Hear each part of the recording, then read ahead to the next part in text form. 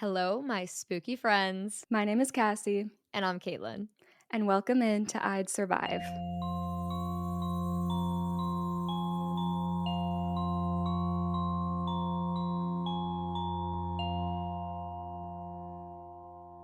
I watched something very exciting this week. Finally. And Finally. I mean, I'm not going to talk about it right now because I'm going to spend the whole episode talking about it. So, what have you been up to?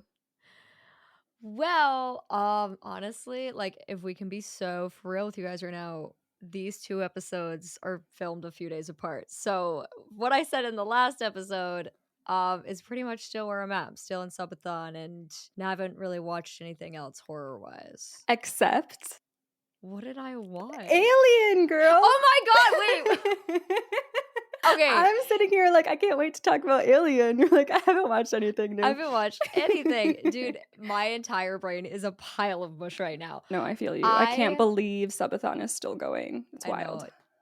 today might be the last day. We shall see. But no, I did. I watched Alien finally, which is crazy because that's such like a classic horror film. And I'm just like what I kept thinking of the whole time I'm watching it is like I know my dad has talked about it and he watched it when he was a kid. And if I had watched that when I was a kid, I think I would have been traumatized. Oh, for sure. Like, Yeah. that seems like a horrifying experience to have as a child. Yeah. And I'm not even that scared by like, I guess, creature feature like monsters. I've always been more scared of like the human villains. Mhm. But this is one monster where definitely as a child it would have been under my bed. Oh, yeah, for sure. I mean, the design on the alien is so cool, which Yeah. it's interesting because before I watched it, I did know what it looked like, and I feel like in the movie itself, you don't even really get a good look at it even through the end, like, it's Oh always yeah. very shielded, and I'm curious to see what the sequels do as well. Yeah.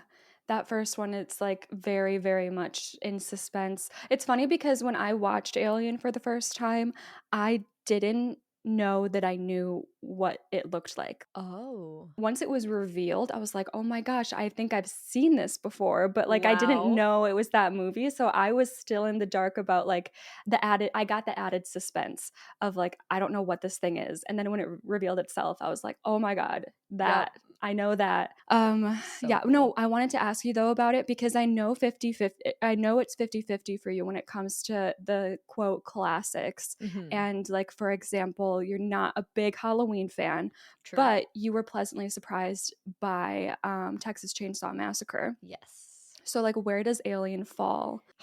I feel like Alien is hard to judge because I obviously, like, it is a horrifying movie and it is a horror movie, but it's such a different type.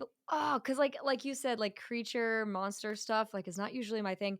I Yep. think in terms of, like, how scary it is, it's horrifying. The monster honestly, I think the first monster form is the scariest personally, the Mhm. little spider-like creature Oh, yeah. looking thing.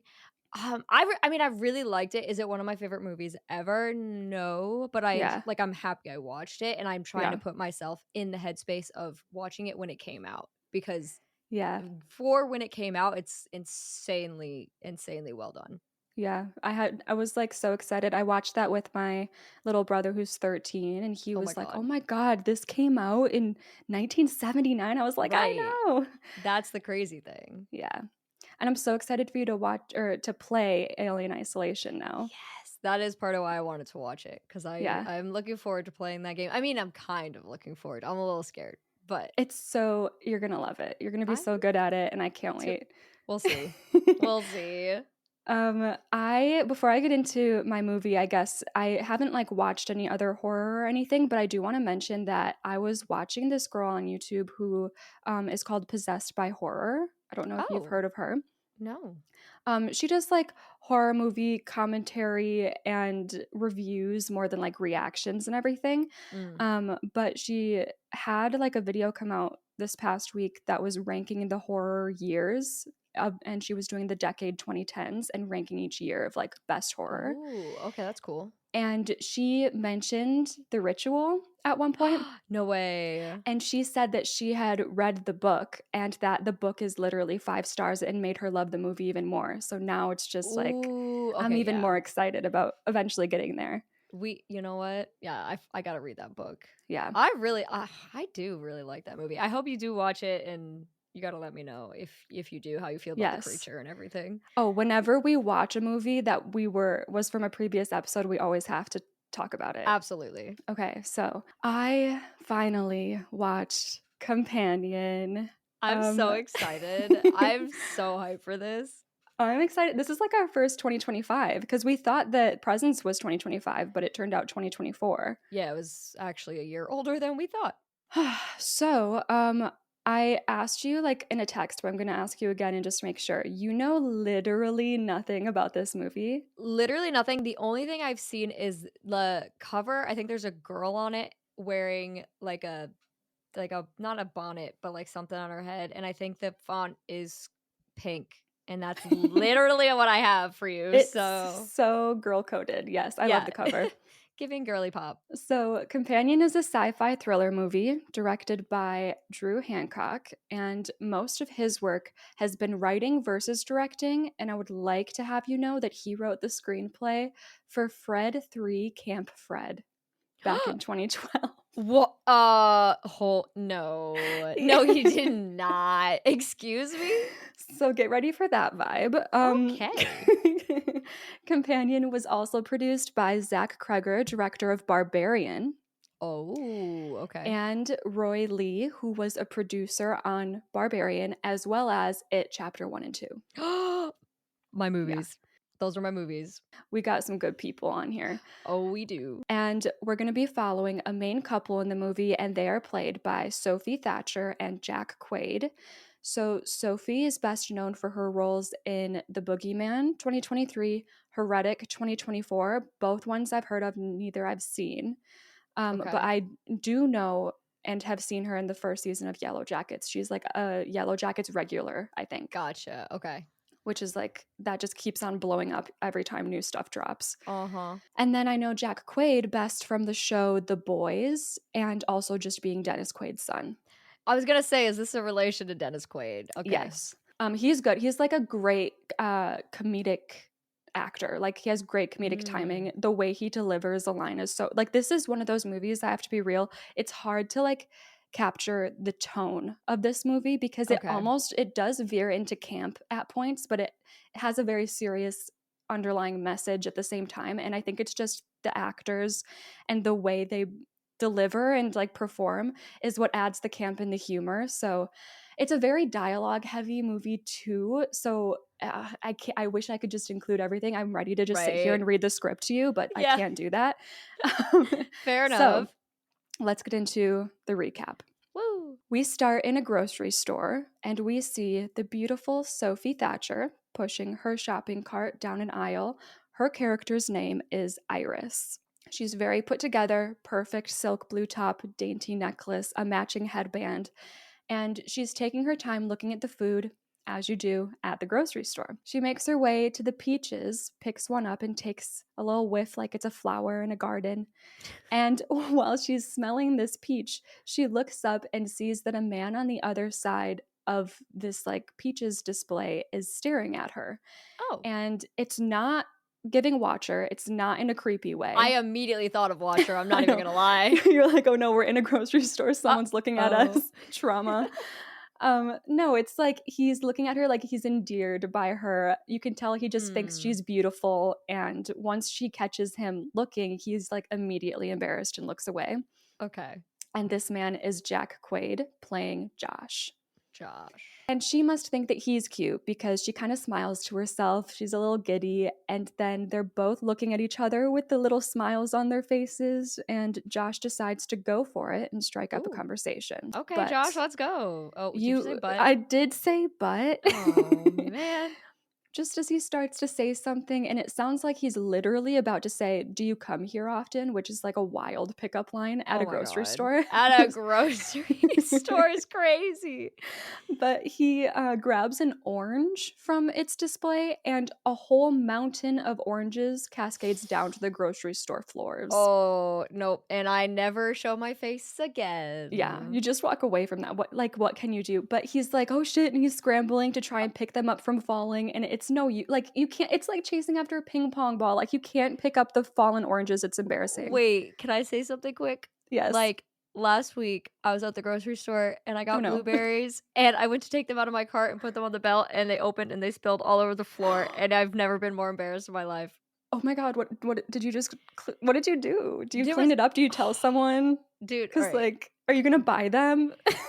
No, long story short, it was, like, self-checkout, and there was another lady there, and she turned around and she, like, gasped, and she was like and I was like Thanks. no, but she was like, "Oh my god, like, that's something that would happen to me," and then there's this old Oh, lady working, and she's like, just kinda looks at me and comes over and gets the broom, and I'm like, "Oh my god, kill me now." It was just standing there. I was just like, "Okay." I, like, tried helping pick stuff up. I was like, this is so bad," but, so yeah, I can relate to this guy a little bit. Yeah, I feel it. I get embarrassed super easily. He does, like, play it off, I guess, like, it doesn't he doesn't make it overly awkward, it just is what it is. It's like, "Okay, what can you do?" It's obviously no use, though, like, trying to stop this mountain of oranges falling over, and our girlie's just standing there like, oh, wow," like, not sure what I should do or say right now, like, just Yeah. watching this happen. And once they've all fallen, Josh looks up at Iris, and there's a beat of silence where it's like, "Okay, you think I'm a total dork now." But instead, she starts laughing, and then he starts laughing, and it's all very cute. Oh, okay. Cutie. And he goes, "God damn, that was smooth." And Iris is like, "Yeah, so smooth." Okay. Teehee And awkward. yeah. And they introduce themselves to each other, Josh and Iris. And from there, we cut to Josh and Iris in a car together. He's Oh. driving and she's in the passenger seat. They are officially together now and Oh, have been wow. for a while. We don't know exactly how long, but I would say, I don't know, it's got to be minimum over 6 months, 6 months to a year. I don't know. Okay. What a cute way to meet somebody. That's what I was thinking. I was like, nobody like ever gets to meet like this. No, it doesn't happen. That's so cute. You know the phrase meet cute? Yes, It's like one of those, it which is. I would love to just see it happen in front of me. I'd be popcorn out, so excited because Popcorn usually out. it's just the apps now and it's I boring. know. They are headed to his friend's lake house for a weekend trip. Josh is telling Iris to wake up and she yawns awake. It's been a bit of a long road trip, but they'll be there soon. And she tells him that she was having the best dream about the day that they first met at the grocery store and how perfect it was, Oh. which, like, yes, yes, we mentioned Mhm. that. We're Yep. so happy for you guys. That's so nice for you. Good for you. He kind of laughs about it fondly, but like with an eye roll because he's clearly still embarrassed about those oranges. And Iris looks down at the GPS screen in the car and notices that it shows them off road. So she's like, "What road is this? It's not Mm. even on the map." And he's like, "Yeah, I don't think this is the road. I think this is the driveway." And we see a big blue lake house come into view, very isolated. The driveway's got to be like a mile long minimum. Oh. And they're both in awe at how nice this house is when they're walking up with their bags. It's his friend Kat's boyfriend's house. So this is like a friends slash couples weekend. Okay. And obviously, outside of Josh and Iris, we are going to be hanging out with Kat and her boyfriend, Sergey, who owns the house, Okay. and then Eli and his boyfriend Patrick. And apparently, Kat told Josh that this house was like a little rustic cabin in the woods. And he's like, "Damn, I think we might have differing opinions on the meaning of the word cabin and also the word rustic and also Mhm. little." It's like, this is ginormous. Iris is kind of trailing back a little as they're making their way up the front path. And Josh notices and can tell that something's wrong. So he sets his luggage down and is like, "Okay, just tell me what's wrong. You know you can't lie to me." Mhm. And Iris sighs and is like, "I'm going to do something stupid or say something stupid and I'm going to embarrass you and they're going to laugh at me. They're going to hate me. They already hate me." Oh, And god. he's like, yeah, he's like, "Whoa, like Jesus Christ, Iris. We've been planning this trip for months and this is just coming out now, like 20 feet from the fucking door." She looks like she feels bad now, but there's not really anything that she can say or do about this. Like, they're here. Mhm. So he reassures her that his friends don't hate her. And she's like, no, I know that Kat does. Oh. And he goes, yeah, maybe, but she hates everyone. Oh, okay. Okay. I guess Yeah. that's comforting enough, right? Yeah. Yeah, I guess, question mark. Question mark. And he gives her this little pep talk that's supposed to make her feel better, during which we find out that his pet name for her is Beep Boop.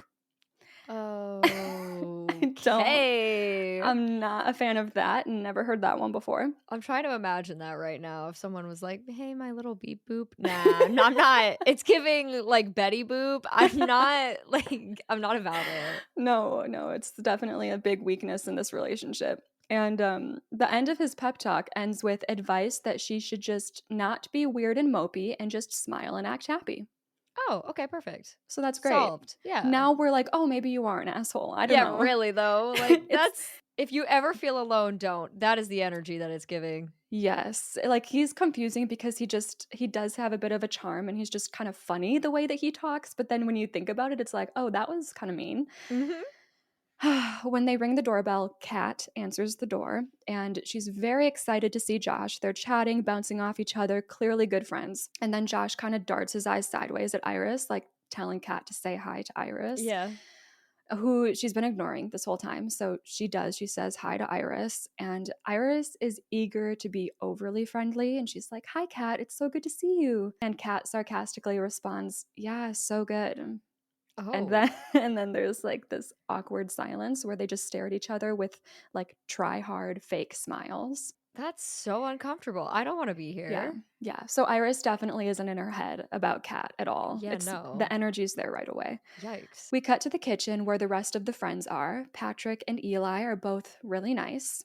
Everyone's got wine, everyone's a little tipsy, and Kat points out her boyfriend to our newcomers, saying, oh, and Josh, you remember Sergey? And Sergey is just standing on the staircase off the kitchen, staring at them with like a totally blank expression. And for a second, people might hate me for this, but for a second, I thought that this was Pedro Pascal. It's Oh. definitely not. Like, first inspection, I thought, second inspection, I was like, oh, whoops, definitely Oop, not. my But bad, guys. if you do need a vibe to picture in your head, you could go with him, I guess. Perfect. Okay, I will. Yeah, so blank expression, but after a couple beats, he like throws his arms up with a smile, and we see that he's holding a cigar in one hand and he says something in Russian. I Mm. don't know what. Why is there's so many like foreign languages in the movies that we cover? Yeah, really though. It's kind of random. Like all Huh. these American movies include foreign language in some way. Interesting. So yeah, we don't know what he said, but he seems like a tough guy who snaps into like random friendliness and you're not sure when he's going to snap back into like nothingness again, you know? I don't know, he's a weird one. That would make me uncomfortable. Yeah. I can't like when I can't get a gauge on someone cuz I need to match the vibe and I don't know what Yeah. vibe to match there. No. But yeah, he gives Josh a hug and he makes a comment about how beautiful Iris is, which just barely doesn't come off as creepy. Like he's Okay. just saying, "Oh, like beautiful." Yeah. But then he presses on and he's like, I've heard a lot about you. And of course, Iris is like, okay, all good, I hope. Yeah. And his response, Sergey's response to that is just biting his lip and staring at Uh, her like he's like undressing her in his mind. ew. What? And it's like, oh, okay, like got it. You're definitely a creep. Ew. Why would you think that's like socially acceptable at all? Yeah. Also, it's kind of weird that he's like, I've heard so much about you. And then he reacts that way. I'd be like, is my What are boyfriend you telling you stuff about like that's where my mind would go. right? Like what are you hearing about me that's your reaction? Yeah. Weird. But Iris moves on from that by complimenting his beautiful house, and Josh brings up that he must own a lot of land with how long that driveway is. And he's like, don't tell me you own the entire lake, too. And Sergey's like, no, that would be ridiculous. I just own all of the land around it. And both Josh and Iris are like, oh shit, like this guy's rich. Mhm. Sergey asks if either of them want a drink, but Iris really just wants to take a shower first, so she heads upstairs. And we get a little shower montage. And when she gets out, she wipes away the fog on the mirror to look at herself and she says to herself, smile, act happy. Mm. And we cut to her doing just that. Everyone is gathered around at the dinner table telling stories, and she smiles. She's looking very endearingly and locked in on Patrick, who is telling the story of how he and Eli first met. It was at a Halloween party. Patrick was Dracula, and he was checking out the snack table, real, when he felt when he felt a tap on his shoulder, and he turned to see this big puffy green dinosaur staring him down. Oh. And from inside the costume, he hears a voice say, "You're standing on my tail."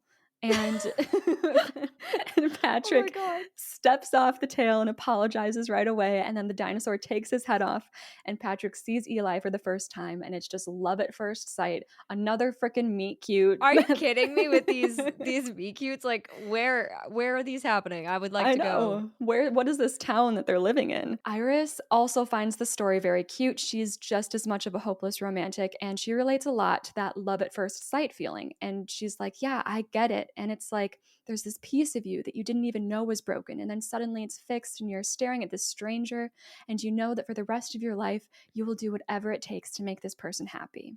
And she and Josh lock eyes, and they get kind of mushy, but then like everyone around the table agrees with Iris, like in unison, kind of politely, despite the fact that they're clearly a little uncomfortable by her sudden intensity. They're like, "Okay, damn girl." Whoa. The small talk picks back up around the table from there, but when Iris glances again at Josh, she seems to see something on his face that makes her feel like she did or said something wrong.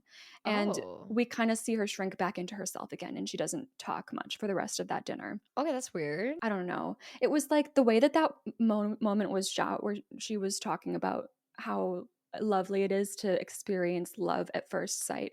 It was Mhm. like silence and the camera slowly moving into her face, and she's like lost in her own thoughts, and it is very intense. So I'm like, is Josh literally mad that she just loves him so much and made that clear to everyone? I Yeah. don't know. Chill. That was weird. So Patrick is doing the dishes in the kitchen after dinner and asks Sergey what he does for work. And we're all curious because he's Yeah. obviously loaded. I would like to apply. Yeah, right. And his answer is, "Oh, you know, I have fingers in many pots. My hands are not clean, my friend. It's very dirty business." Oh, never mind. Yeah, I'm that's good. why. Just kidding. Over in the living room, Iris and Kat are sitting next to each other on the couch talking, and they are on opposite ends, like as far away as they can be from each other on this Dude, couch. it's so awkward. I can't get over this. I'm uncomfortable. And Iris is telling Kat that her boyfriend Sergey seems nice. And Kat is like, "Oh, yeah, he's got everything you want in a man. He's rich, he's intelligent, he's got a beautiful wife." And Iris is like, "Wait, like, back up, what? He's married, but you guys love each other." And Kat is like, "Love? Oh, no, no, no, no. He'd have to think of me as a human being first. I'm an accessory, like his fucking car. I wear what he wants, eat what he wants, fuck when he wants." No. Okay, hold on. What just happened? Yeah, What it's like, okay, then why are you with him? Is it just for the money? Wait, does he like practice polygamy, or is this like the wife doesn't know kind of vibes, you know? Yeah, we don't get an answer there, but I'm guessing the wife doesn't know based on, Oh, yeah. ew. Yeah, maybe that's what the lake house is for, you know? Ew, ew, this is awful. I hate it. No. Yeah. Gross. So Iris is sitting there trying to process that. Our Yeah. little hopeless romantic is like, Yeah. when Kat kind of snaps out of it and laughs to herself, saying, "Well, look who I'm talking to." And of course, Iris is offended by that. You're like, And what do she you just, mean? exactly. And she just comes right out and says, "Do you not like me, Kat?" And Kat's honest and says, "It's not that I don't like you, Iris. It's the idea of you. You make me feel so replaceable." Jealousy?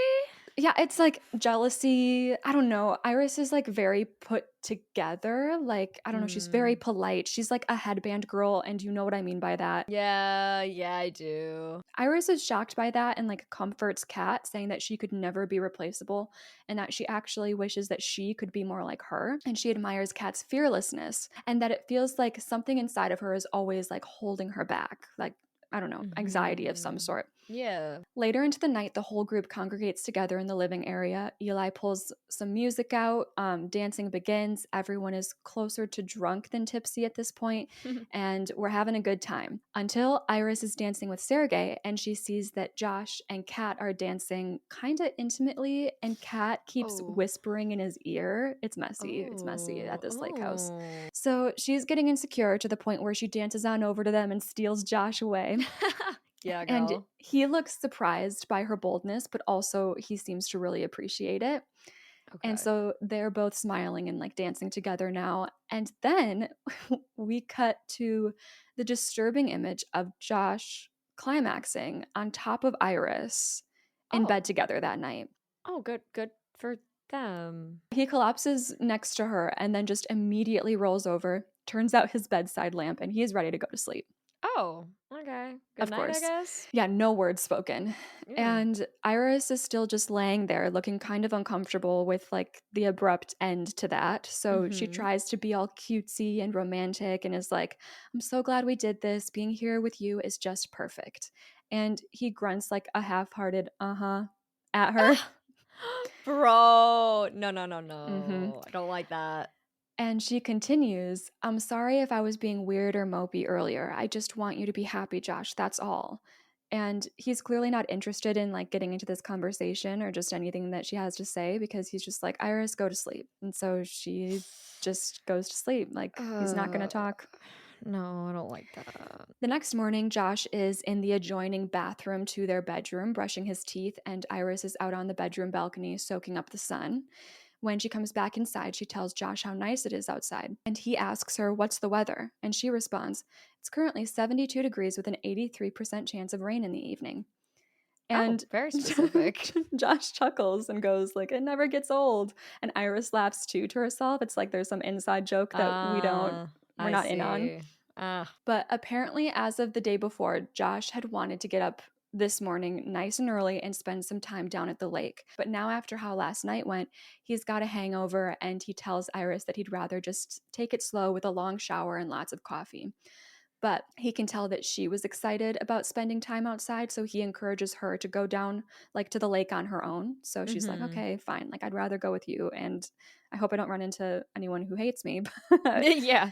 I'll go, I guess. And as soon as she's out of the room, Josh grabs his phone and this little like mini USB that pairs with it. And he plugs it into the phone and he starts sliding and tapping his finger on the phone, but we can't see what he's doing.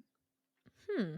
Okay. Meanwhile, Iris has made her way down to the lake and she takes her shoes off. She's wearing this cute blouse and plaid shorts fit, and she feels something in her shorts, like in the pocket, something that she doesn't expect to be there. So she pulls it out and it's a switchblade.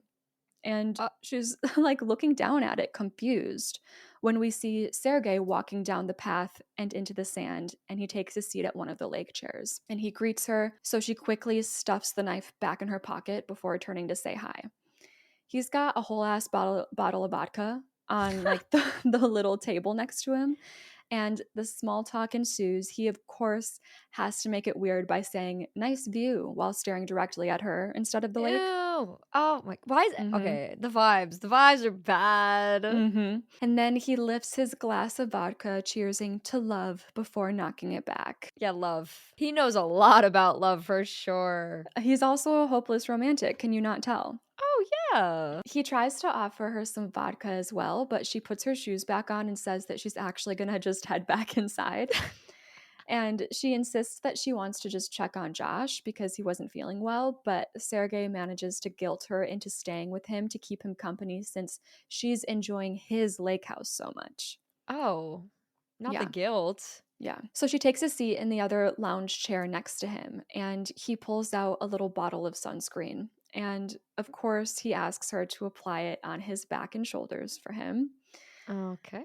And when she makes it to his shoulders, he grabs one of her hands in his own and won't let go. And he just looks up at her and smiles. And she's freaked out and asks him what he's doing.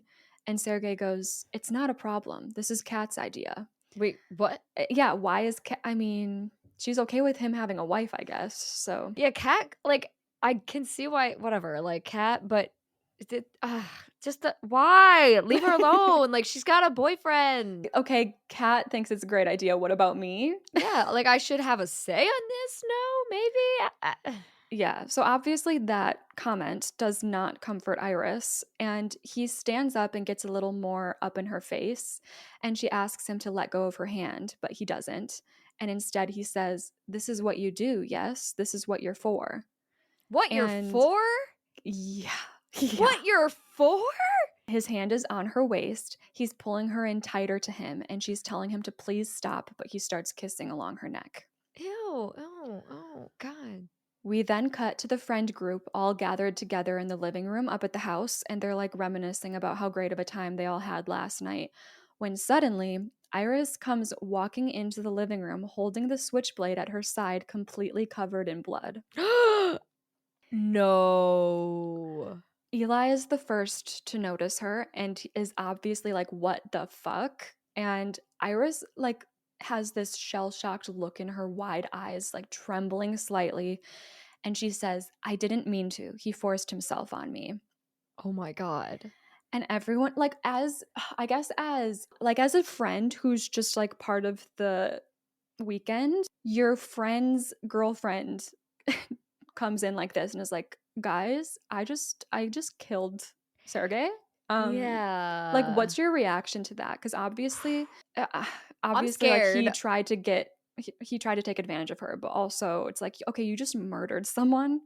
Yeah, no, I think, I would be scared of her. I You mean, would.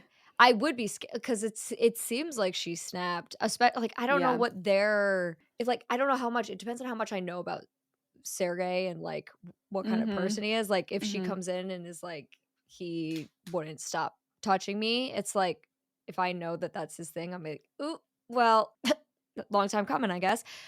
But I don't know. Murder's never something I'm gonna be like, "Yeah, Chill. let's go, chillin'." Yeah, especially when that's a good point, like, what is your, relationship with Sergey? And also, this is, like, their first time meeting Iris. Exactly, they don't know her. Everyone's, like, trying to catch up with this sight in front of them, and Josh is like, "Oh my god, Sergey?" And when Kat realizes, she goes running out of the house to check on him, Yeah. and Josh grabs Iris and is trying to stay level-headed, asking her to just talk him through exactly what happened. Mhm. And she says, "I didn't have a choice. He wouldn't let go. He was choking me, Josh. He was trying to kill me. And the only thing I could think about is if he did kill me, I'd never get to see you again. And that hurt so much more than the pain of being choked. I wouldn't let that happen. I love you so much." Whoa. Alright, a lot of things just went through my head. Okay. First of all, I didn't realize he was trying to kill her. Yes. And we do see like flashbacks during this to like corroborate her story. Like she rejected him and so he got violent.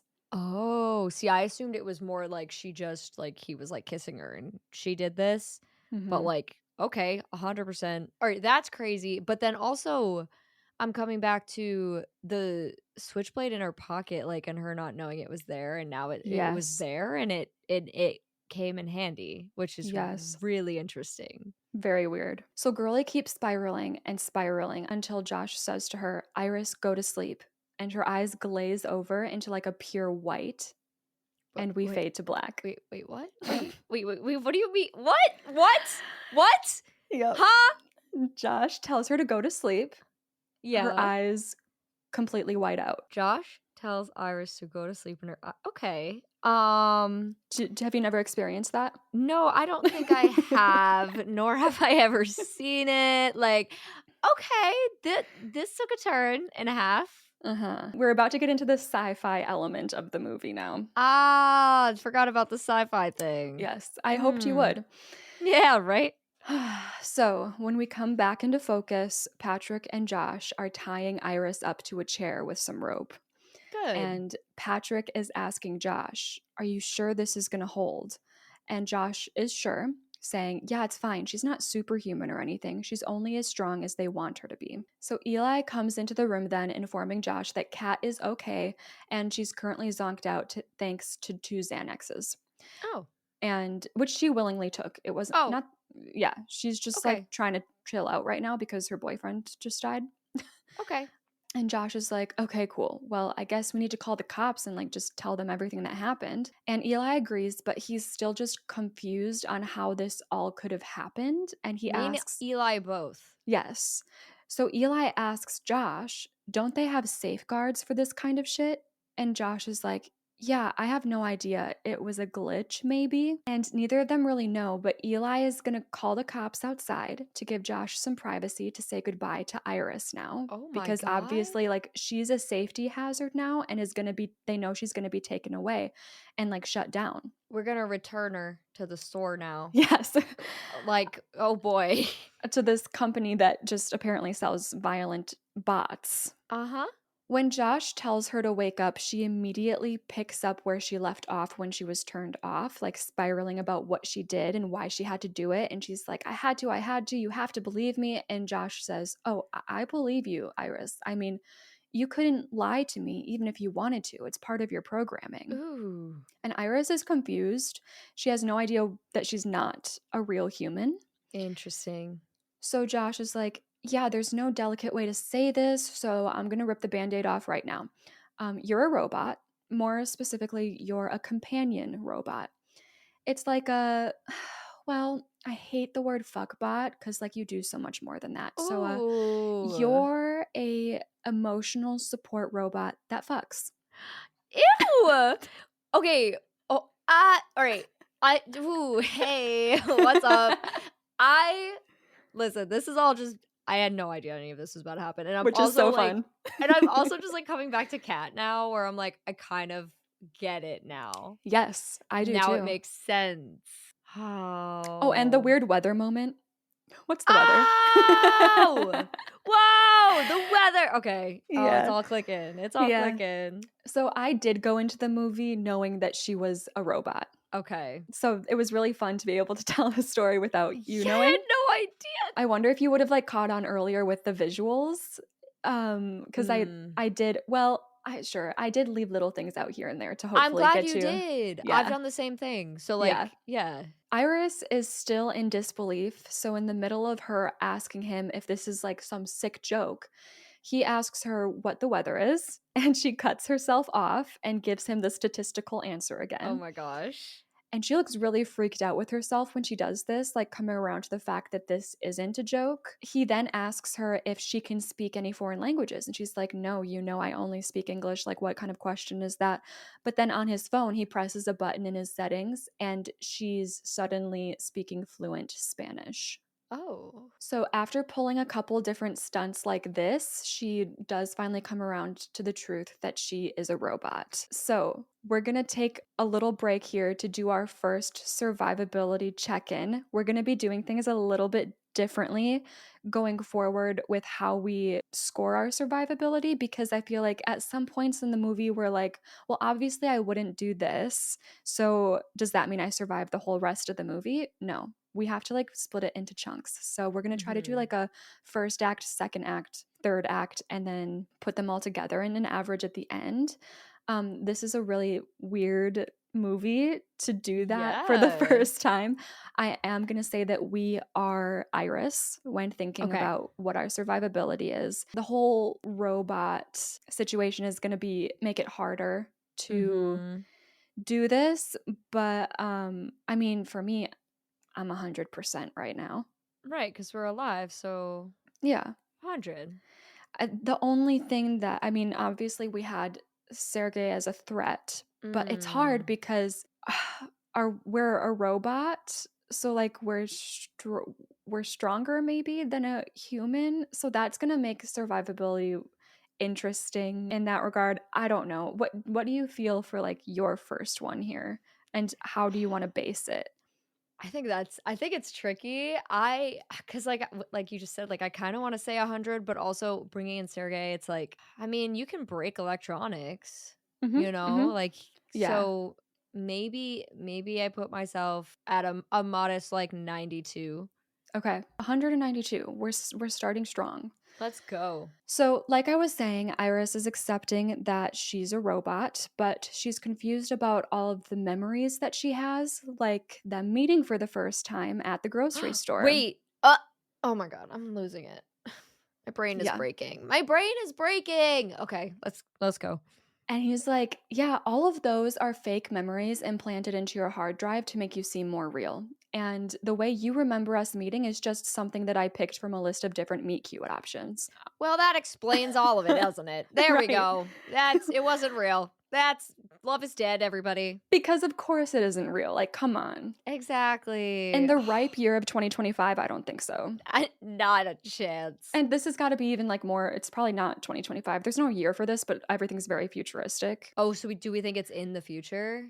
I would assume because obviously we don't, I mean, I don't know what you would call this because technology is very advanced in this, just because Okay. obviously with this robot and it's just something that people buy. Yeah. But other than that, like the set design isn't like super futuristic or anything. Gotcha. Okay.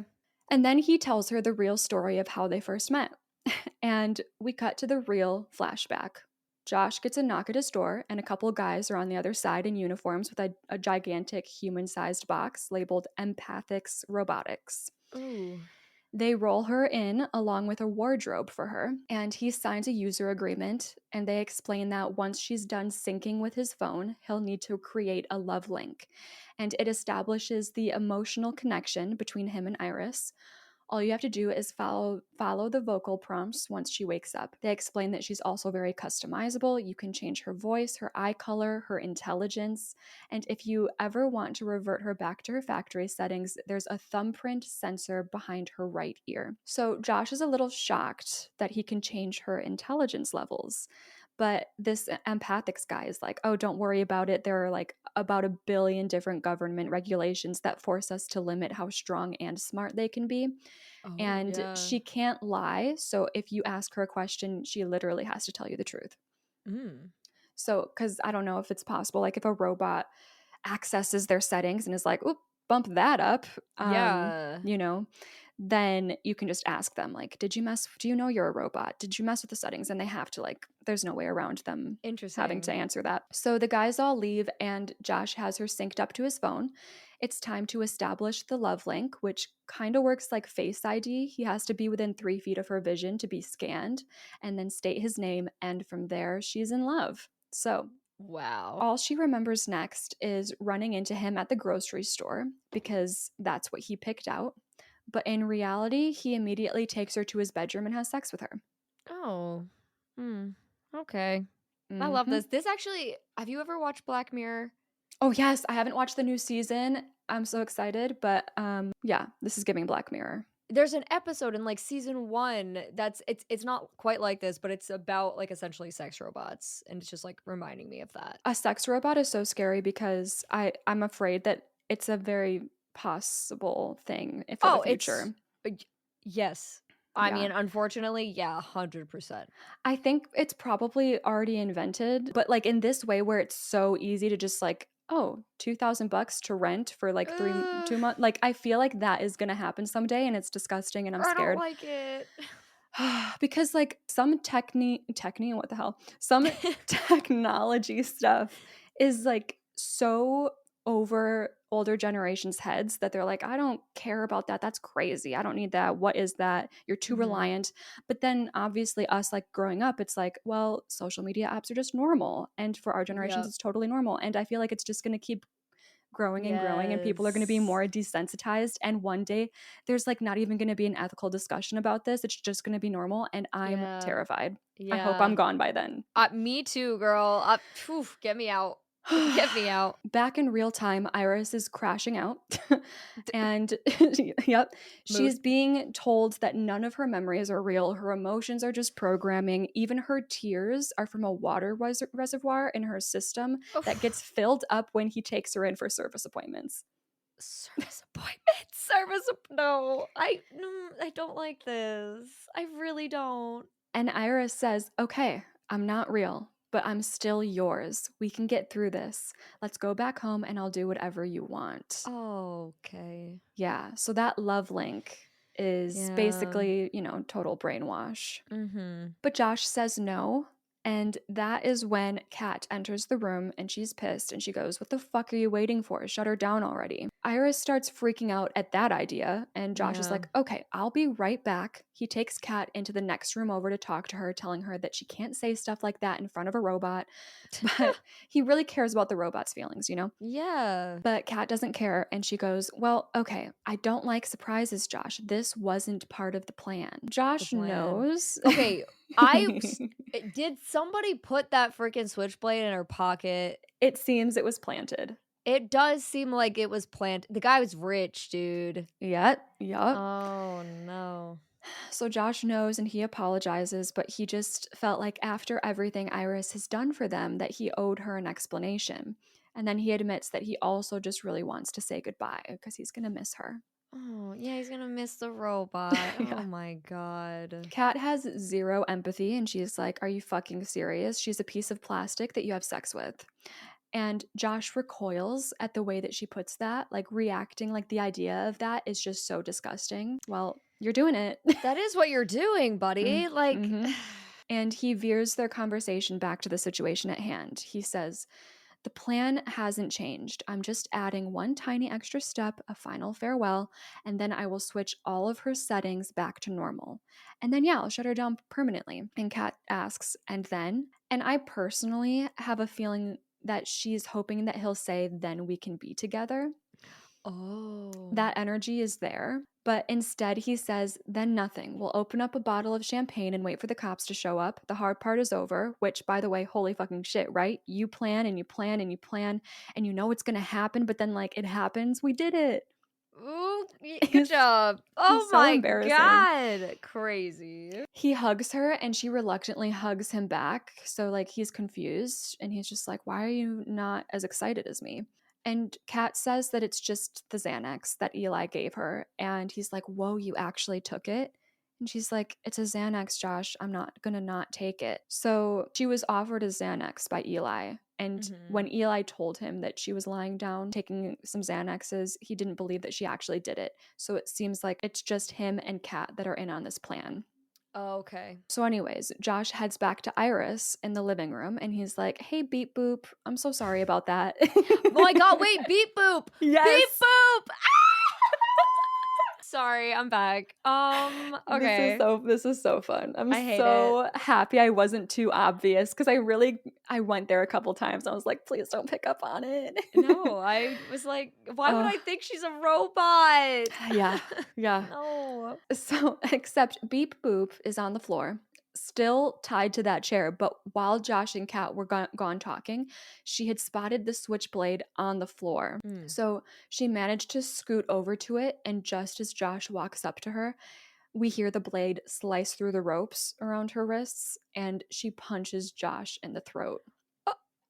Oh. He falls to the ground, gasping for breath as she lets her ankles free and stands up. And she apologizes to Josh, grabs the tablet or like his phone, which looks Mhm. like it's like folds like a weird tablet. It took me a while to realize that was literally his phone because it just looks weird. But Uh-huh. she knows that like he was controlling her from that. So she takes that and then she starts to leave. But Kat comes out from down the hall and just like stands there in shock, seeing Mhm. Iris like just up and about. And Iris tells her to get Josh an ice pack. And then she heads right out the front door. Oh. Okay. Out in the front yard, Eli and Patrick are sitting together at a picnic table, and Eli's on the phone and he's telling someone, "Yeah, she's all tied up. She's not getting anywhere." But Mm. then Patrick like sees Iris just walk right out the front door and run off into the woods. And he's Oh. like trying to tell Eli, but Eli's like, "Sweetie, I'm on the phone. Like, don't Jeez. don't bother me." No, no. So then we cut to Josh, Kat, and Eli all sitting together outside at one of those tables. And Josh sets the phone USB drive thing. Oh, yeah. Yes, he sets that in front of Eli. And Eli is like, "What is this?" And Josh tells him that it's a mod for Iris. A mod? It gives him access to parts of her programming that people aren't typically supposed to have access to. So Eli goes, Oh. "I'm sorry, did you jailbreak your sex bot? What did you do Yeah. to her?" Yeah. Okay. Josh answers, "I bumped up her aggression and her self defense functions." Ooh.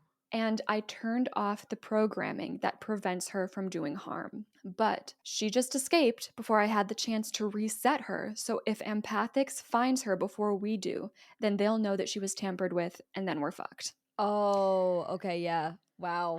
All right. So Eli validly starts freaking out because this is fucked up. Mhm. But Josh is like, no, listen, like Sergey was a bad dude. He was mixed up in drugs and guns and like human trafficking or something.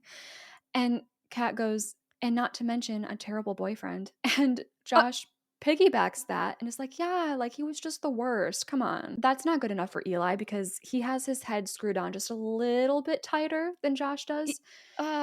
yeah, I would hope so. We need someone. And he's like, why did you do this? And we cut to a portrait hanging in one of the many fancy lake house rooms. Kat pulls it open, revealing a hidden safe in the wall. Mhm. And that hidden safe contains about $12 million. Mhm. Yeah, doesn't it? And a gun, like a Oh, pistol. okay, cool. So Eli sees this and he's like, oh, yeah, valid. I get it. Um, I get it. Okay, you know what? Valid. However, one thing he doesn't get is if this whole trip was a setup to get Iris to kill Sergey, why were he and Patrick even invited? Alibi? And Josh explains it that it was for them to corroborate their story Okay, yeah. because they figured it would be an easier sell with more witnesses. Mhm. But with how everything has gone down now, they really need Eli's help, and Josh tells him that he's willing to give him a cut of the money. It'll be an even three-way split between Josh, Kat, and Eli. Wait, what happened to Patrick? Exactly. Patrick is in the room with them, just like standing to the side. And so Eli is Yeah. clearly like the core friend. Like Kat, Eli, Okay, yeah. Josh are like the core friend group, and then Patrick's the boyfriend. But Gotcha. Eli's like, don't you mean a four-way split? Patrick's just standing there, and Josh stands by it and is like, no, absolutely not. A three-way split. And Eli's like, well, okay, what about Patrick? And Josh rolls Mhm. his eyes and is like, you must be joking. Patrick doesn't count. Patrick doesn't count, but you're asking him to lie for you still. Rude. Um, Rude. and Eli gasps and immediately goes to console Patrick, saying he's so sorry he had to hear that. And then he says, Patrick, go to sleep. Oh, no! No! No, no, no, no. No way, dude. No Yeah. way. I can't. I'm done. I'm out. You get a robot. You get a robot. Everybody gets a robot. That's crazy. And Patrick's eyes glaze over into that complete white as he is turned off. Oh my god. And Eli starts yelling at Josh. He's like, what the fuck, dude? Are you trying to sabotage my relationship? And Josh is like, no, man, I know how much Patrick means to you. God knows you could have traded him in for a newer model a fuckload of times. Uh, And Eli takes offense to that and is like, are you fucking robo-shaming me? And they keep arguing and arguing. And Kat is just sitting on the couch, like borderline bored at this point. mhm. Josh is yelling at Eli that he's lucky that he's even getting a cut because he has yet to do jack shit. And Eli is like, yeah, and what have you done? Iris did everything. Mhm. And Josh goes, I planted the knife in her pocket. I had to like practice that. And Yeah, it must have been really hard. it's really hard work. Like, I deserve the 4 mil. Uh-huh. The fighting keeps spiraling, and Kat decides to break it up. She's like, okay. She walks up to Eli and she puts her hands on his shoulders, rubbing them a little, trying to calm him down. And she goes, we are offering you $4 million, and all you have to do is help us find one little robot girl in the woods. So, after staring at the money a little longer, Eli agrees on one condition. He calls dibs on the gun, which he insists they are definitely going to need since Iris took Josh's phone and she knows his passcode. Mm. Then he walks over to Patrick, tells him to wake up, and informs him, waving the gun in his face, "Hey baby, we're gonna go robot hunting." And Patrick's like, "Oh sweet, okay." And Oh my god. we cut to Iris sitting in the middle of the woods, barefoot, and she's looking at Josh's phone. She's checking out all the different settings connected to her. Mhm. And she turns off voice commands. Very smart. Okay, yep. Then changes her eye color from like blue to red and back to blue. She messes around with like the pitch of her voice and is kind of having a good time with it. She just like is kind of giggling, Yeah. thinks it's funny. Yeah. But she just puts that back to normal, everything back to normal. In the advanced settings, though, she sees that her intelligence is set to 40%. So, of course, she decides to turn that baby all the way up to 100. I mean, I probably would too. Let's Oh, be yeah. real. We cut to a different sector of the woods where Josh, Kat, Eli, and Patrick are. And Josh has the bright idea that they split up so that they can go and close in on her from two different sides. So him and Kat will go one way, and then Patrick and Eli another. And Eli is immediately like, oh my God, are you and Kat fucking? Which, like, as the audience, we're also trying to figure that out. It's not Yeah. clear, but I'm pretty sure they both are like, ew, gross, absolutely not, disgusting. And so it's like Mhm. still not clear. I don't know Yeah, what's going on with them. right. Back to Iris, she's standing up on a rock looking out over this more mountainous range of the woods, and she's running scenarios through her head, trying to think through what her best way to escape would be. Mhm. What are you thinking in this moment? Best way to escape the situation? Now that I know I'm a robot, like I'm trying to like imagine how you feel like you can like just live on because like what is your identity? Can you just live without a human? Like is that possible? I don't Mm. know. Mhm. But either way, I mean, I'm just going to keep heading straight in a direction until I find civilization. I think, Okay. and then my goal would be to like not change my identity, but like disguise myself. I guess is what I'm looking for, and Yes. try to fit in. So she thinks about hitchhiking, but knows that because she's covered in blood right now, people would Mm. probably be freaked out and just like speed up instead of Yeah. pull over for her. Also, walking on foot all the way back home could take days because they're like very, very remote area. And Josh would most likely be way ahead of her. So, like, by the time she makes it home, if she walks, he's probably just going to be waiting with like a gun Right. Yeah. and she'll be dead. But then she realizes something. She has Josh's phone, and it doesn't only control her, it also controls Josh's car. Oh. So her plan is to backtrack through the woods, avoid Josh and everybody else, make it back to the car, and drive on out of there. Okay, that's not a bad idea. Yeah, I think definitely best chance. Yeah, I would be a little worried about like running into that, like if somebody stayed at the house. But Yes. like maybe in the middle of the night, that's when I would like try and take the car. Mm. Oh, that would be smart. Like, just stay hidden till. Hmm. Although then, well, I was gonna say then you have to chance them leaving and you're stranded, but I don't think they would because she's such a liability. Right. True. She starts to make her way back when she sees Eli and Patrick walking in the distance. Mm. So she quickly hides behind a tree and she eavesdrops on their conversation. Eli's pissed about this whole thing and is like, honestly, let's just walk around so like we can take our cut, but Josh and Kat can do all the work. Like, this is annoying.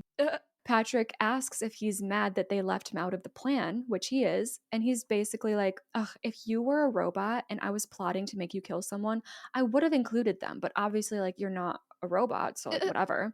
Oh my god. And Patrick has this weird look on his face, like he's a little disappointed and annoyed, but he just nods and agrees. And Eli moves on from that and is like, anyways, I'm hungry and tired, and carrying this gun makes me really horny. So, how about we go back to the cabin and we fuck, and then you can make me an omelet? These people are crazy. Okay, so out of touch. It's wild. Yeah. And he gives Patrick a peck on the lips and starts walking away. But Patrick doesn't follow him. So Eli Mm. turns around. Obviously, something's wrong. And Patrick asks, you wouldn't do that though, right? You wouldn't alter my programming? And Eli's just like, huh? What are you talking about? And Patrick tells him, I know I'm a robot. Mhm. And Eli's shocked, but apparently they've been together for so long, much longer than the average robot relationship. It's the average robot relationship. Crazy, crazy phrase. Ah. That he's had the time to like put the pieces together and figure it out. So Eli promises him that he would never treat him the way that Josh treats Iris, and of course would never alter his programming. And Patrick believes him. And honestly, I believe him too, but like it's a bare minimum type Okay, of yeah. thing. So like I believe that he's not on the level that Patrick is. Like he wouldn't mess with his settings like that, use him like that. But Mhm. also you just said, "Let's go fuck and then you can make me an omelet." And it's like, Yeah. okay, you still there's a level there of like uncomfortable power and Yep. above you and I'm using you Exactly. type of thing. So don't act Yeah. like so high and mighty that you're better than Josh. Yeah, no, no, absolutely not. Anyways, they have this really intense back and forth about how much they love each other. And Eli asks him what it feels like for Patrick. Like he wants so badly for the love that Patrick feels to be real, I think. Mm. And Patrick describes it as pain that feels angry, violent, and bright. Whoa. It's giving red Taylor Swift. Um, Yes. Yes, it is. they're both crying and they start making out, and that's when they both hear a phone buzzing a couple yards away. Iris is scrambling to make it stop, Oh, no. but it's too late. Eli cocks the gun and calls out for Iris, and she decides there's nothing left to do but run. Yeah. So she's off. Eli takes a shot at her, but he hits a tree and then immediately lowers the gun and screams, ow, and covers his ears because of how loud the boom was. Bro. Dude has no idea what he's doing. I'm shocked he managed to fire it in the first place. Yeah. But the gunshot alarms Josh and Kat, so they start running toward the sound. Mhm. Iris is still running away as fast as she can, but now Patrick is running after her. And we think he is going to be a problem, but then Eli jumps out of nowhere. And full send, both of them go tumbling down a ravine. Oh. They both struggle to get back up again once they hit the bottom, but Iris manages to first, and they both see the gun lying in the dirt between them. So they Oh. both lunge, and Eli goes, "This isn't personal, Iris. You know I'm an ally, girly." They both have their hands on the gun, like fighting for keeps, and Eli gets on top of her while they're wrestling, Yeah. and the gun goes off. Oh, boy. And we see that the bullet shot through Eli's back from Ooh. like a top the camera's like top angle looking down at them, Yeah. and the blood starts spurting out of Eli's back, Ooh. and his dead body falls limply on top of Iris. Oh, And shit. yeah, Iris scrambles out from underneath him, and we hear Patrick yell for Eli. He's standing up at the top of the ravine and looking down and seeing all this. And Iris calls up to him like, "Patrick, I'm sorry." I wonder if she can help it. Like if she wanted to kill him, because her self-defense stuff is kicked up, her like aggression is kicked up so much Right. that it's hard to tell like what she's doing to survive versus what her programming is doing to survive. But then also at the same time, everything is her programming. Exactly. Does she have So any choice really is the question. Like, yeah. this gets into, like, crazy, like, morals and ethics and, Mm, mm-hmm. what level of consciousness do they have beyond programming? Yeah. Like, cause do you have empathy for her? It's like you do, probably because of how close to human she is, Yeah. yes.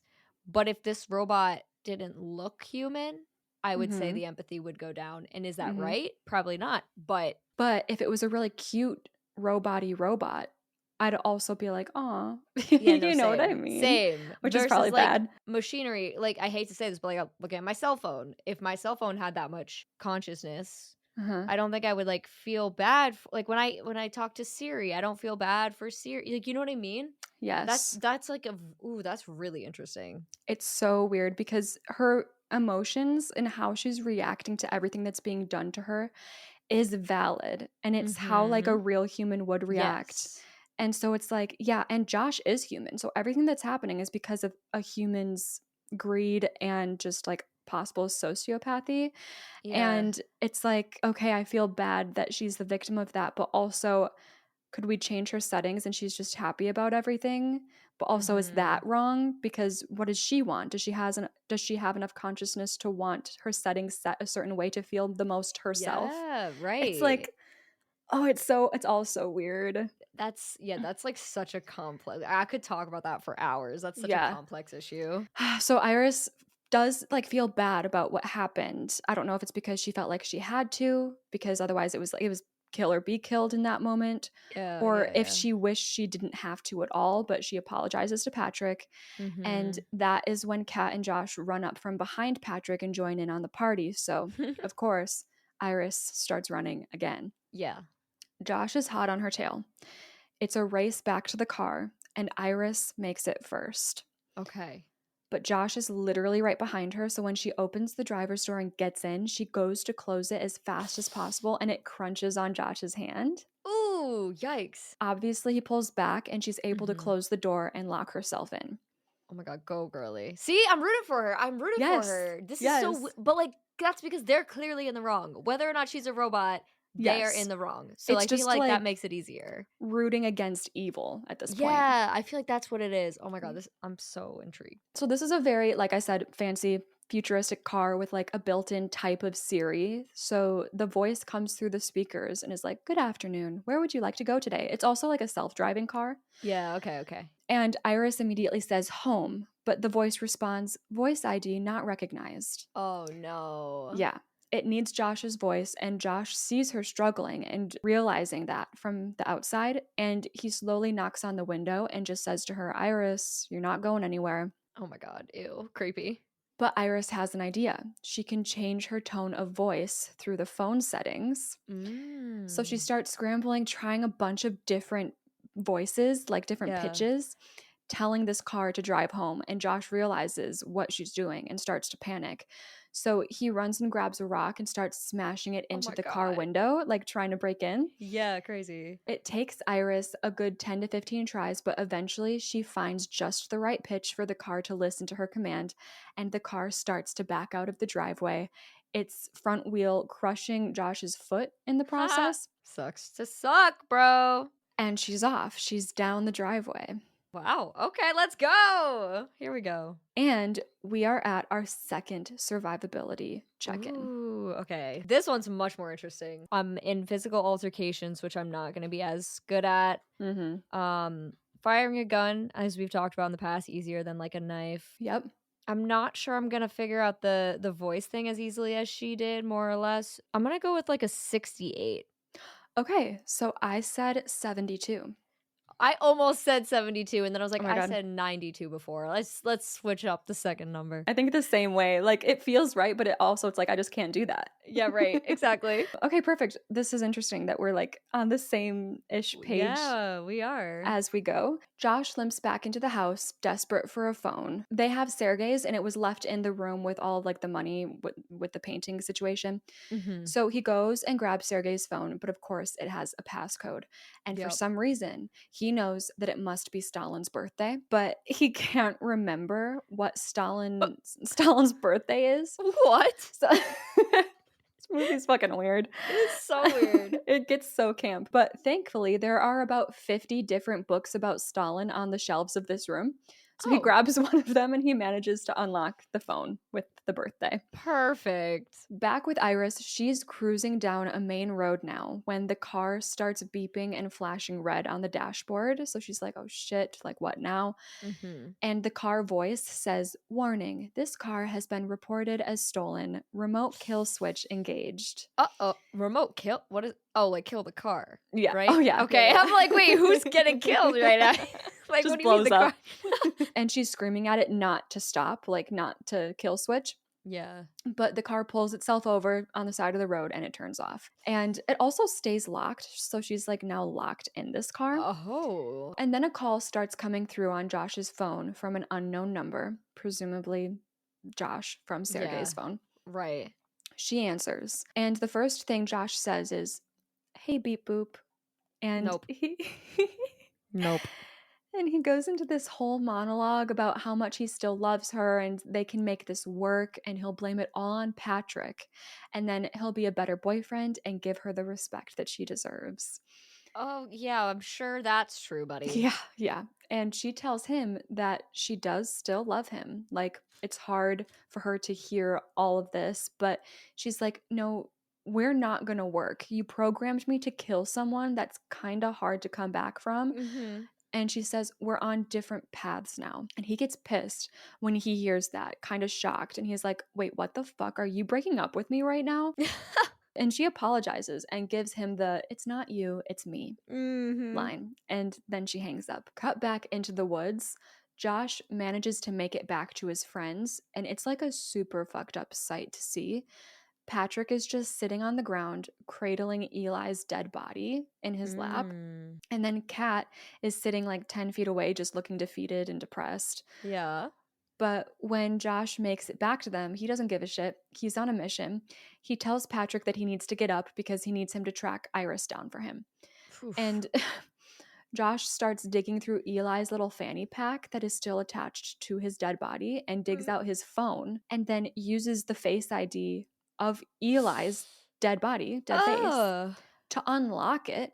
Ew. And Kat sees how fucked up everything is and asks him what he's doing. And he just says that he's taking care of it. Oh my god, I hate him so much. Yeah. Like, it's not just like, yes, he's just, like, psycho, but also, Hmm. like, it's just I don't know, obviously, I can't explain it, but it's like, he's also just a terrible person in terms of, like, Hmm. his emotions, and it's like, everything about him, I can't. Whoa. Zero respect. 0. In Patrick's settings, he turns his aggression up to 100%. Oh boy. And then orders him to go find Iris, get his phone back. He tells him the passcode and tells him to use his phone to put Iris to sleep and then bring her back here and not let anyone get in his way. Whoa. So Patrick is still just sitting on the forest floor through all of this, completely in shock over Eli's death. Like he seems numb. So Josh takes Eli's thumb and places it at the reset pressure point behind Patrick's ear. Oh.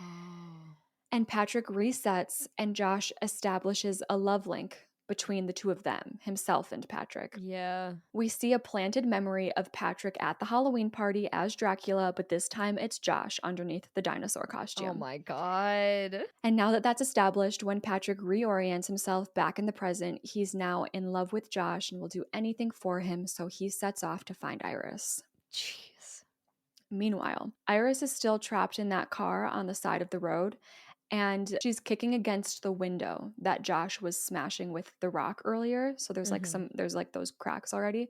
And Yeah. she is so close to shattering it. And that is when a cop car comes driving by.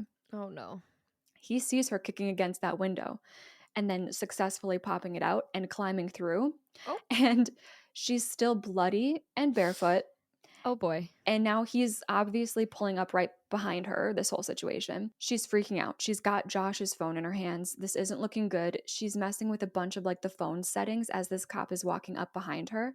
And once he reaches her and greets her, she turns around with a big smile and says, "Good evening," but it comes out in German. Oh. Yes, she switched her language setting. Oh boy. So this Okay. officer is trying to ask her questions and she's answering them all honestly because she's programmed to. Right. Okay.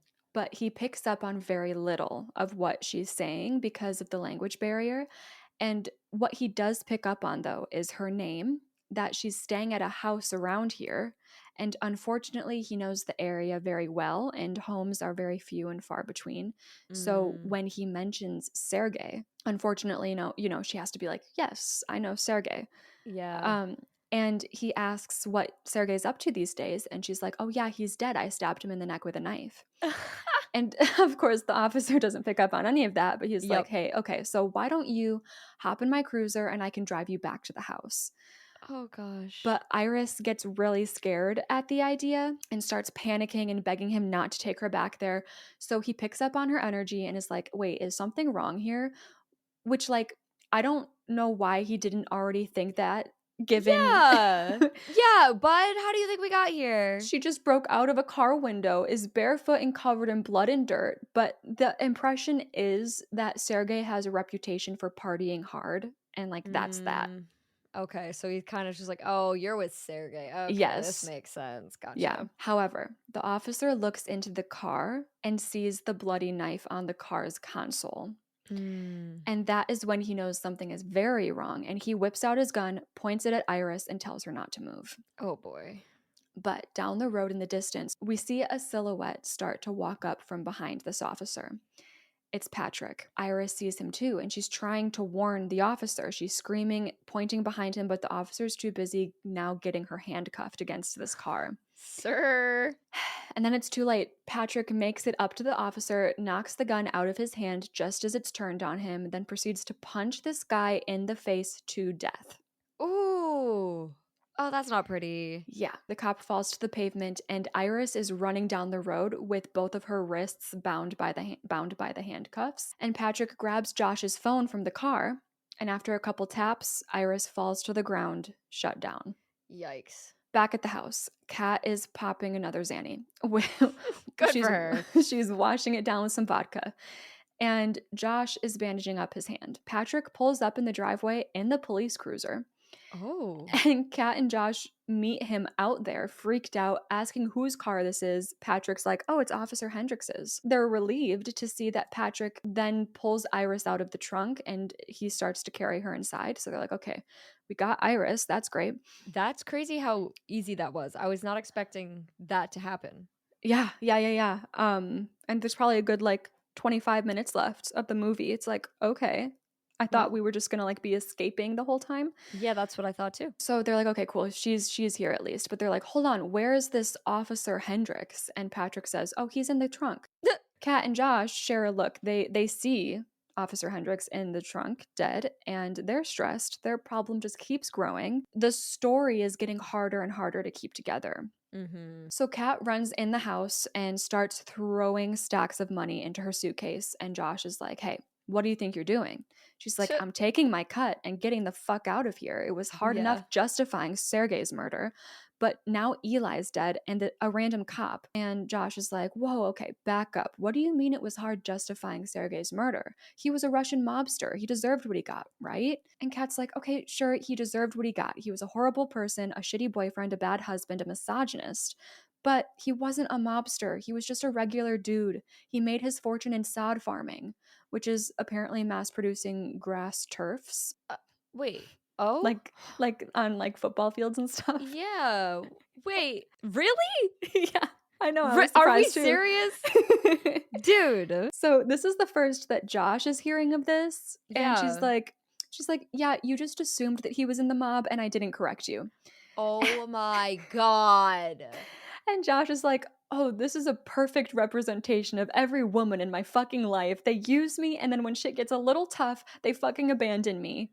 Oh, okay. Yep, this is her. Yep, blame the women for what you just did, sir. Yeah, Keep it up. it's like boo hoo, Josh. Also, these two are both clearly terrible people. Yeah, right. Like, what are you thinking? Anyways, obviously, when Kat tries to leave, Josh tells her that she can't leave. And she's like, yeah, fuck off. I'm not your robot.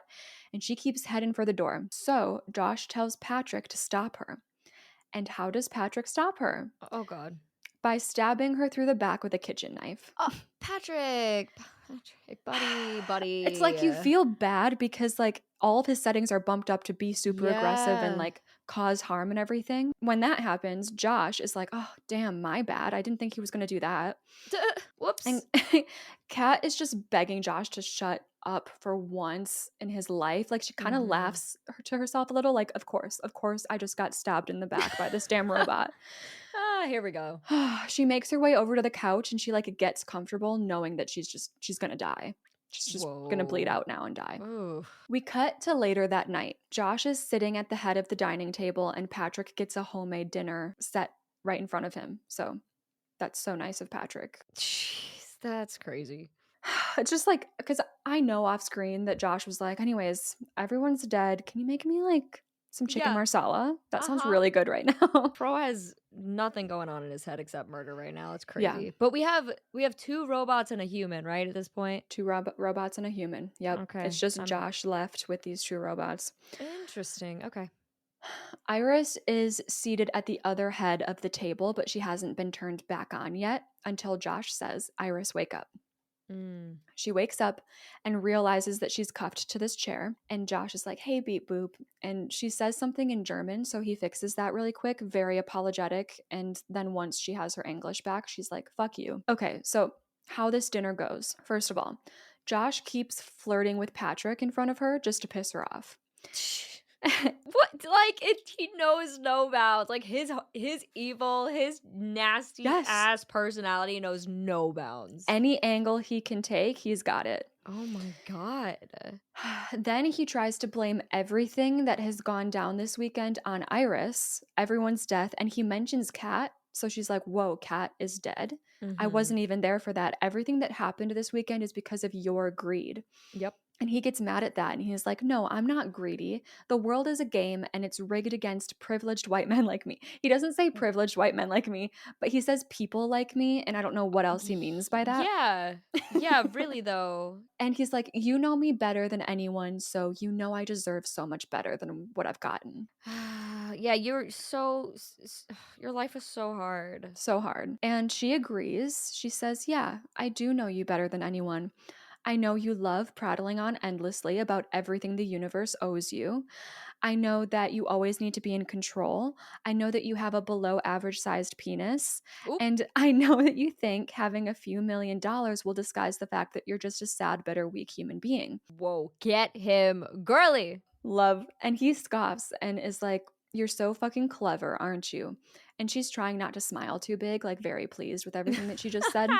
And he unfortunately humbles her very quickly, saying it's all just programming. And Mm. he then adjusts her intelligence from 100 to 0 on his phone.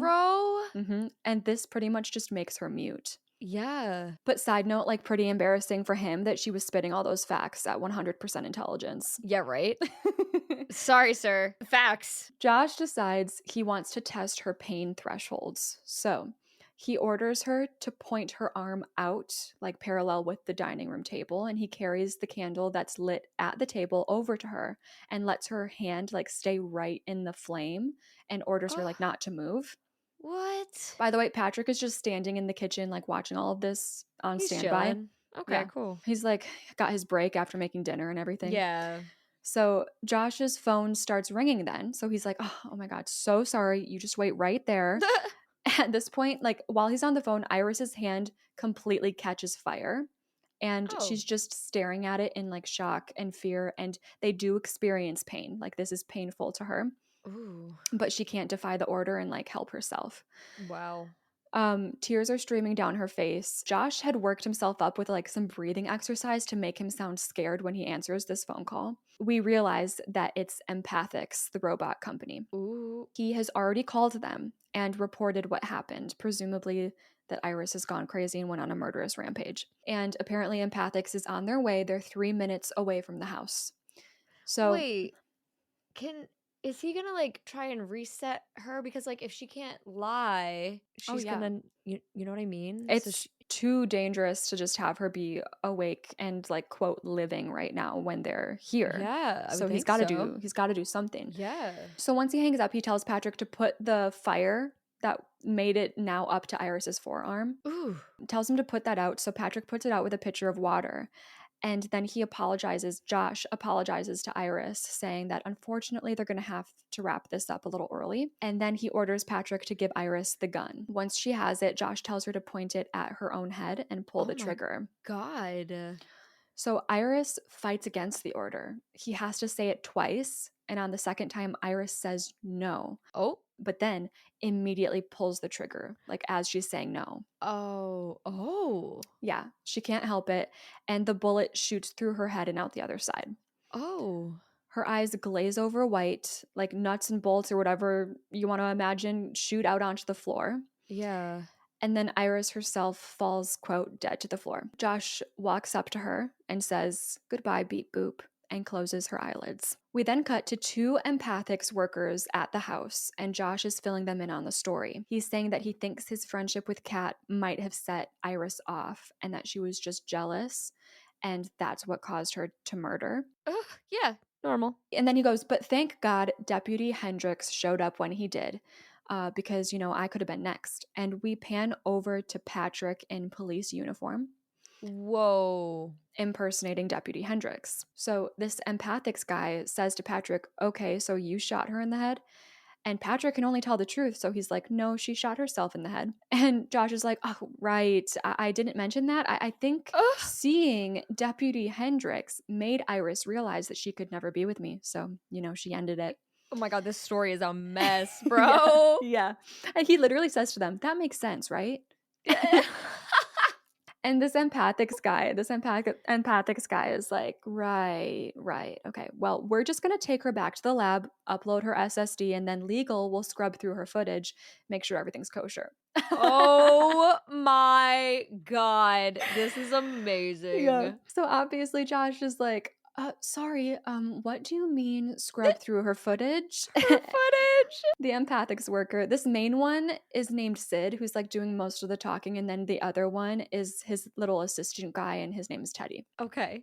But Sid is like, yeah, it's a fraud detection thing. These robots record everything they see. It's in the user agreement. And thank God her CPU and storage drive is located in her stomach area instead of her head. Otherwise, we would have lost all the footage. Uh, oh, shucks. Sorry, bud. Josh is like, yeah, yay for that. Yay. And we cut to Sid and Teddy rolling Iris on a stretcher out to the back of their van. And they're talking to each other about how they both think that Josh is like super screwed because he Yeah. definitely modded her. And so Love that. once they have Iris in the back and they both get into their seats in the front of the van, they hit the headlights and Patrick is standing in front of the van. Oh. And in the house before, Sid thought that Patrick looked kind of familiar, but now it suddenly clicks and he realizes that Patrick is an old model from years ago that this company used to sell. Ooh. But they don't really have time to revel in that insight because shots are suddenly fired and Sid dies instantly. He gets Oh. like shot in the head. Teddy manages to get out of the passenger door and hide around the side of the van, but Patrick is coming for him. And Patrick's got like the slow, confident walk going on. Oh god, not the Mike Myers. Yeah. But Teddy manages to run off into the woods and avoid getting shot. We then get a shot of Iris in the back of the van, and they have her Mhm. hooked up to like a wire that goes into her temple. And there are monitors, and one of the monitors says that she's about 60% done rebooting. Meanwhile, Patrick's still shooting after Teddy, who trips over Eli's dead body. Obviously Mm, freaks out at the sight. I'm not sure exactly what the story was as far as who she murdered because he like is very shocked by yeah. this dead body in the woods. Yeah. Back to Iris. She's 100% rebooted and she gasps awake. Ooh. Back in the woods, Teddy's scrambling backwards from Eli's dead body until his head hits the barrel of Patrick's gun, who's towering behind him. Patrick pulls the trigger, but he's out of bullets. So, Of course. he throws the gun down, grabs Teddy, and pins him up against a tree. But Ooh. Iris comes up behind Patrick and she's got a taser and she tries to tase him, but her own programming isn't letting her stab it into him because she's Oh. been reset to like the normal programming now. Right, okay, yeah. But she still has her, like, memories, it So seems. I don't know if this is a plot hole, but she does. Which Okay, I'm confused okay. about because I thought like a reset, unless it's just a factory reset. I think there's a difference between total reset and like And program factory. factory reset. Right, like, because you can factory reset your phone without deleting Yeah. everything on it, right? Actually, it's definitely not a plot hole because they said like they have to scrub the footage, so they're not going to like completely reset to like wipe memories. They're just like setting her Mm. programming back to what it should be and like removing the mod. Right, so h footage is almost the same thing as memories in this case, I guess. Exactly. Yeah, she can't hurt Patrick, and Patrick knows that, so he smacks her across the face and she falls to the ground. So all Iris can do now is try to get through to him. She tells him that Mm. Josh doesn't love her, that he's just using him like he used her. He's about to go in to tase her himself. Now, he has the taser now, but she says to him, "It feels like pain. It's angry and violent and bright." So she's reciting the way Oh. that she heard him describe love to Eli. Yeah. And Patrick starts to remember, and he realizes that Eli is who he really loves. Memories flood back, but when they do, he puts the taser into his own mouth and kills himself. Yeah. No. Or rather, like as a robot, he like destroys himself, starts, I don't Yeah, know. whatever you wanna call it. Yeah, because like I think he remembered how much he loved him, and then he remembered that he's dead now. Yeah. Once Patrick is dead, Teddy coughs from like a nearby tree and is like, "Thank you." And Iris just tells him that she's going to need his help with something. Back inside the house, Josh is packing up all his money when he hears the front door open and he expects it to be Patrick. But of course, it's Iris. And Iris informs him that she made a new friend today, Teddy from Empathics, and he gave her a little gift, total self control. Oh. Patrick doesn't believe her at first, but when he pulls out his phone and tries to mess with her settings, it keeps giving him an error. Oh my god. So once realization dawns on him, he's like, "You fucking bitch." And she doesn't like that, so she points a gun at him and says, "Easy there." He rolls his eyes and he's like, "Yeah, okay, we both know it's not loaded." So she shoots and a bullet flies through the wall behind him, like making him Ooh, jump and yep. cower. And she Mhm. smiles and tells him, "I found the bullets." Found him, buddy. he screams the obvious at her. He's like, "You almost fucking shot me." Yup. She lowers the gun and pouts a little, says, "And I feel terrible about it." But then she then she brightens up and she's like, "Oh my god, look, my first lie." That was kind of fun. Ooh. Josh is over this and just asks why she came back here. And she says, "I needed to tell you to your face that your days of controlling me are over. You are nothing to me." And he starts walking toward her, and her gun is back up and at the ready. She screams at him not to come any closer, that she can kill him now. But he walks right up to her until the gun is against his chest and says, "I know you can, but you won't. You love me too much." And she just stares up at him like not much she can say to that because I think it is true. And Okay. he takes the opportunity to grab her by the back of her head and like throw her into the closest wall. Oof.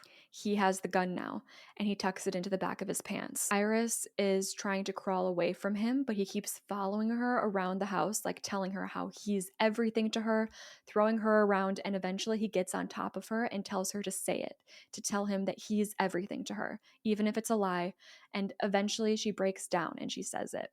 Ugh. Josh says, "Thank you, Beep Boop. You don't know how nice that is to hear." Then, while still straddling her, he pulls the gun out, aims it at her stomach. Oh my god. Yeah, of course. And he gives her like an any last words moment. And Mhm. Iris says something, and you might think something the way that I did, but it doesn't mean that. It's just, okay. Iris says, "Go to sleep, Josh." And she has a hold of the electric wine bottle opener and it like hits it against his temple and it turns on and like corkscrews into his skull. Ooh. Yeah. Gross. So blood everywhere. He collapses dead on top of her. When she first said, "Go to sleep, Josh," I was like, Yeah. how the fuck is he a robot too? That doesn't make any sense. But No, I would have thought the same thing. I would no, that's crazy. yeah, no, but it was just like her like chance to say it, you It was know? cheeky, you Yeah. know? So we then cut to daytime, and Iris is taking a shower. Her right hand and forearm are completely charred from the fire, Ooh, and yeah. she starts to peel back all of the skin to reveal what is underneath. And when she sees the robotics inside her, she smiles. And I think it's because she's like discovering and witnessing who she really is for the first time. Yeah. Wow. We end the movie with her packing up and driving away from the house with her freedom while she repeats the monologue that actually was spoken right at the beginning of the movie, but I left it out.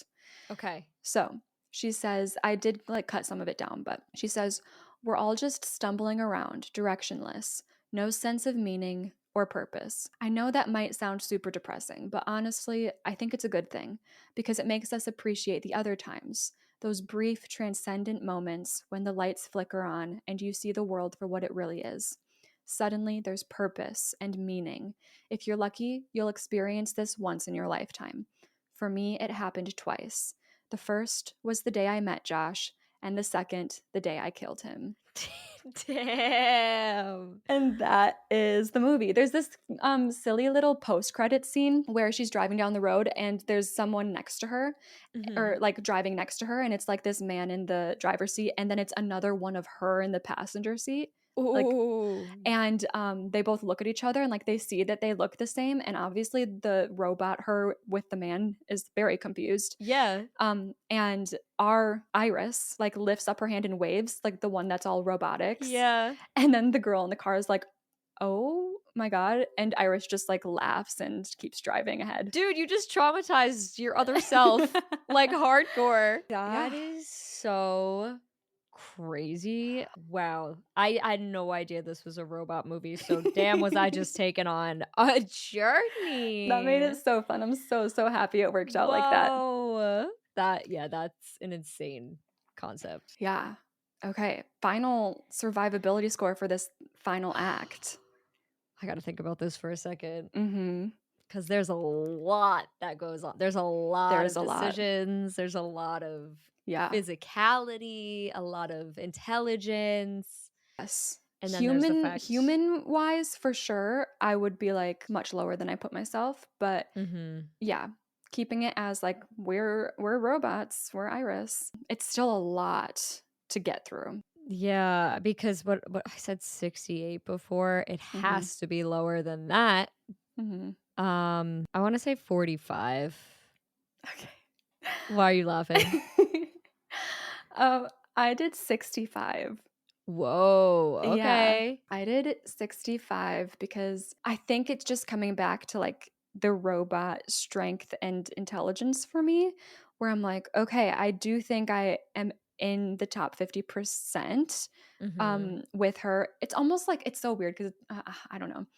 It's like I'm kinda basing it on myself, but also I'm basing it on the actual character more than usual. Yeah. So it's kind of a mix up, but I just think even when she dies, like bullet through the head, it really comes down to what you do when you wake up from that, Yep. because that's kind of when your final stretch, your final chance is given.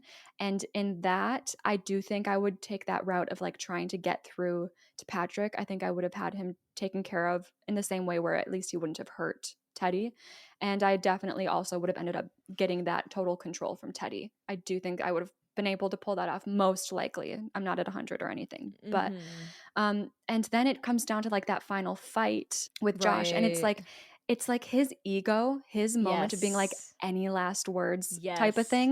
Again, Exactly. it opens up like that chance of survivability for us. So I am staying at 65 as like that final act. And then Right, that be also makes my like total final score, because then what we're doing is like taking the first act survivability score, second and third, and averaging all of those together. So my final score for the entire movie is 79%. You can, okay. yeah, explain your 45, and while you do that, I'm going to calculate It's your like I got overall. it. Oh, you did. Okay, I perfect. did do it. No, but like my final 45 is because I think for me I'm giving myself more control than the robot side Mhm. just because I don't it's such a complex issue because it all goes back to what is programming and what Yes. is yourself. And I'm just looking at like but like you said Josh's ego is his biggest enemy in that final Mm. scene because he should have had her. Mhm. Easily should have had her. Like, he had the gun, she was down, but it does come down to a stabbing at the end too, which is always my Yeah. weakness. A very brutal one at that. A super brutal one. I just feel like there's too many steps that I Mm. have to get right to get to the end, which is why I'm gonna go below 50. Yeah. And the for like, if I was purely human, it would be much lower. Oh, 100%. Yeah. So, I think if I did my math correctly, my final is a 68%. Okay. That's actually not too far apart. I really like Yeah. this, like, splitting it up like this, it's cool. Yeah.